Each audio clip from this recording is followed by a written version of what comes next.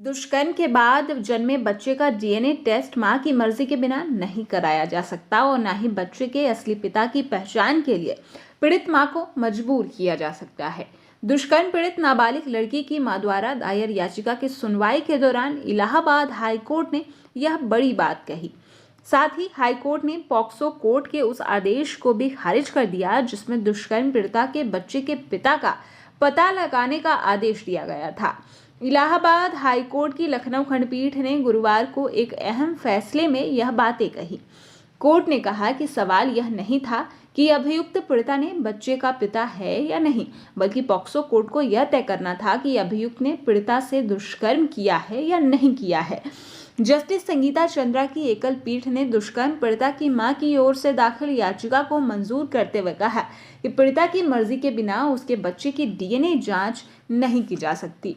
सुल्तानपुर की कोतवाली देहात थाना क्षेत्र में रहने वाली दुष्कर्म पीड़िता की मां द्वारा इलाहाबाद हाई कोर्ट में याचिका दायर की गई, जिसके अनुसार साल 2017 में अभियुक्त ने उनकी 14 साल की बेटी का दुष्कर्म किया था, जिससे उसकी बेटी गर्भवती हो गई।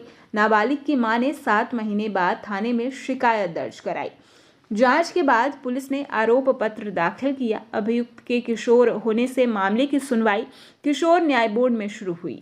जांच के बाद पुलिस ने आरोप पत्र दाखिल किया। अभियुक्त के किशोर होने से मामले की सुनवाई किशोर न्याय बोर्ड में शुरू हुई। इस दौरान पीड़िता ने बच्चे को जन्म दिया। पीड़िता और उसकी मां की गवाही होने के बाद अभियुक्त की ओर से एक प्रार्थना पत्र दिया गया।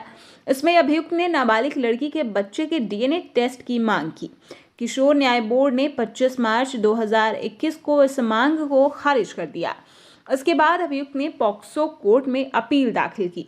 पॉक्सो कोर्ट में 25 जून को रेप पीड़िता के बच्चे का डीएनए टेस्ट करवाने का आदेश दे दिया।